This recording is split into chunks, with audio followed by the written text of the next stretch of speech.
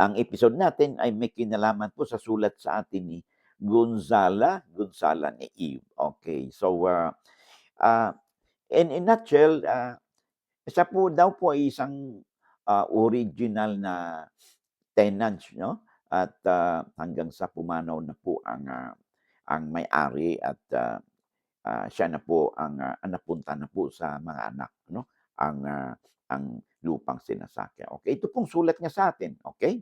Sabi niya, "Attorney, ask ko lang, ano mangyari tulad ko isang tenant, ang original, landowner po ay pumanaw na at, siyempre yung pagmamay-ari po ng lupa ay napunta po sa anak niya. Ako ang nag-process ng mga dokumento," sabi niya, "at, gano'n na din ang TCT po nito ay nasa anak na din niya, as bagong owners. Ang problema po, hindi naman daw po nagbabayad ng buwis for the last 10 years." Okay, so sabi niya dito, ah, anong anong ang mangyayari? Okey lang ba kung magbabayad ako ng, siya na daw ay magbabayad ng buwis 'no, ng lupa? At mapupunta ba sa akin 'pag, hindi hindi nag mag-co-op, anong ibig sabihin mag-co-op? Ah, ang lupa 'no? Ay yung owner kasi gi-mortgage man din sa akin, ano ang dapat gawin? Oh, so, siya ngayon nagbabayad ng buwis, siya ngayon yung, tenant kumbaga, and then yung owner i-minortgage daw sa kanya yung lupa. Ano daw ang dapat niyang gawin? Alright. Una, well, kung hindi nagbabayad ka ng abilyar, ng buwis, abay, it is prudent on your part kasi may interest kayo doon sa lupa kasi nakasanla pala sa'yo. Abay, bayaran po ninyo 'no, i-advance niyo muna ang i-advance niyo muna ang buwis, amilyar. Kasi kung 10 years na po hindi nagbabayad po ng amilyar 'yan, ay baka po marimata po 'yan ng inyong local government at ma-subject po 'yan sa auction sale, okay. Ay 'pag nangyari po niyan, ay, kayo yung mape-prejudice, ang mapoporisyo dahil nakasanla pala sa iyo yung lupa at bukod pa dun ay kayo na rin ang nagsasaka ng lupa, okay.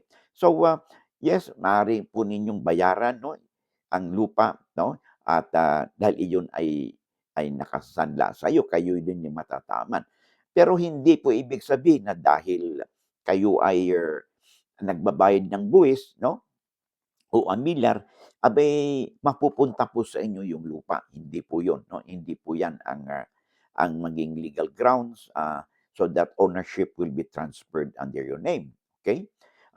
What you do is just to protect your interest because yun nga, kayo po ang nagsanla, kayo po ang mapiprejudice, kung ito po ay marimata ng local government dahil sa hindi pagbayad ng amilyar. So bayaran ninyo, but subject po yan sa reimbursement ng may-ari because under the law, ang may obligasyon ng po magbayad ng amilyar o buwis ay may-ari po ng lupa. At this stage po, kahit na nakasanla sa iyo yan, ay, ay, ay hindi naman po kayo din ang may-ari ng lupa. And for all you know, dahil nakasanla nga sa iyo, yung siguro yung bagong may-ari, yung anak, wala siyang pakialam kung marimatab yan because una, nasanla sa iyo, presumably nakakuha na siya ng pera. So sa kanya, wala na siyang pakialam siguro, no? Kung marimata man yan ang kanyang property. Okay? Wala siyang interest doon. So it is to the best of your interest na bayaran nyo muna yung amilyar. Then next move po ninyo, kung nakasanla ito, okay? At dumating na yung tinatawag nating period na dapat tubusin yung sanla. No, halimbawa, sinanla sa iyo ng ah, ng na ang bayaran nito sa loob ng 5 taon o 10 years. Sumapit na po yung 5 taon o 10 years na dapat itubusin na at hindi naman tinubos. Ang option po ninyo ay ito na, ay maaaring mag-file ka ng petition sa korte 'no, for the foreclosure 'no. Kasi kung sa ganyan lang hindi naman, so maaaring mag-file ka ng petition sa korte for judicial, foreclosure o sum of money, okay.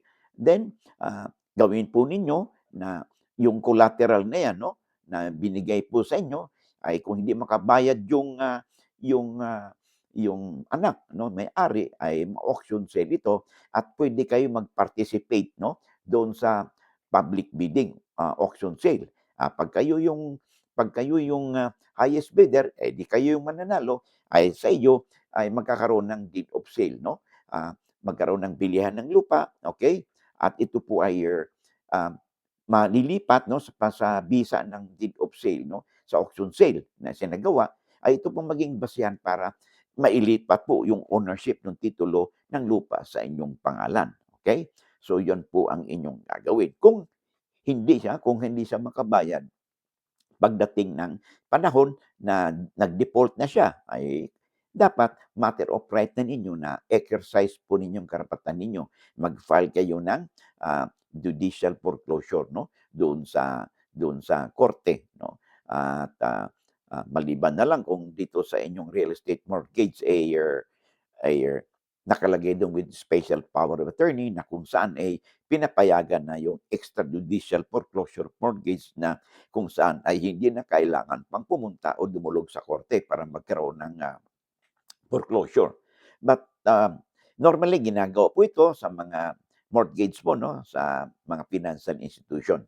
But in this particular case 'no, hindi naman maliwanag at definitely hindi naman kayo financial institution. So, I would surmise na ito ay isang conventional mortgage lamang 'no, na na between you, as the mortgagee 'no, at saka yung inyong anak na bilang, mortgagor 'no. So, may utang sa inyo. So, yan po ang inyong gagawin 'no. Tandaan po natin, i-recap po natin 'no, ang pagbabayad po niyo ng amilyar o buwis 'no, is not a ground for you to acquire ownership, okay? Ang rights niyo doon, babayaran doon sa may-ari ng lupa or i-offset na lang kung sakali mang bibilhin ninyo, ay i-offset na lang, okay? And then another is, puwede mo niyong kausapin ng anak, okey, sabihin mo, ano na ito, meron kang utang sa'kin, naka-mortgage, okey? So, puwede din kayong mag-ano na, okey, sa halip na, ano natin, maggawa na lang tayo ng kasulatan 'no, na kung saan papayag yung anak na dahil may utang sa inyo, ay gagawa na lang kayo ng deed of sale 'no, na kung saan ay magiging, ah, nagkaroon kayo ng bilihan na 'no, instead of, mortgage lang 'no. Ah, o kaya dasyon in pago ang tawag po nito 'no. Deed of sale 'no, with dasyon in pago. Ibig sabihin dasyon in pago 'no, yung kanyang property 'no, ay nakasanla sa'yo at may utang siya. Itong property na ito ay siyang pambayad 'no, sa lahat ng pagkakautang sa iyo ng anak 'no. At ito ang tawag nito ay deed of sale with dasyon in pago. Okay, so yung kanyang property ay siyang ibinayad po sa inyo 'no, bilang, kabayaran sa lahat ng kanyang pagkakautang. So mako-convert na nung inyong real estate mortgage into ibang transaction. Ito na po yung tinatawag nating deed of sale under dasyon in pago, okay? So I hope nabigyan natin ng katugunan ang sulat po sa'tin na ni Gonzala Naive. Alright, so okay.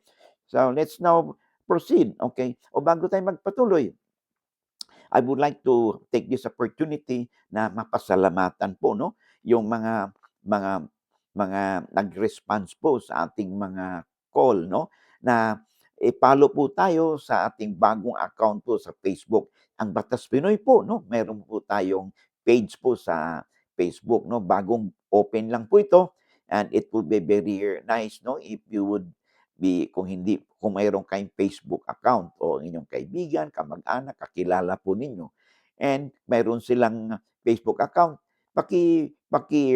spread the good news po 'no, at i-follow po nila ang ating, mga videos, ang ating mga naka-post po do'n 'no, and i-like din po nila 'no, upang sa gano'n mapalawig pa natin ang ating, advokasya at ito'y madagdagan pa nga nating platform. Dati ang platform natin dito lang sa YouTube ay dalawa na po ang platform natin ngayon 'no, yung Facebook account. So, spread the good news, no? Do me a favor, paki-follow po tayo sa ating bagong account po sa Facebook po natin. Of course, I would like also to make use of this opportunity na pasalamatan po natin, sorry po, no? Yung ating mga subscribers, mga viewers po natin, mga sharers po natin, likers, no? Lalo na yung hindi nag-skip ng mga ads. Thank you very much, no? Sa inyong tulong. Oh, by the way, no? Alam ba ninyo na more than 60% po ng viewers po ng YouTube sa ating channel ay hindi po subscribers. Kung kayo po yun at if you find our videos interesting, informative, ay hindi naman po siguro kalabisan, no? Pag ako po hihirit lang po ng isang subscribe lang po, no? Isang share and like po. And of course, i-click din po yung notification bell upang sa ganun. Pag may mga updates po tayo, you'll be duly notified. All right? So maraming salamat, no? And I hope to see you again in the next episode of video po natin. Maraming salamat and God bless.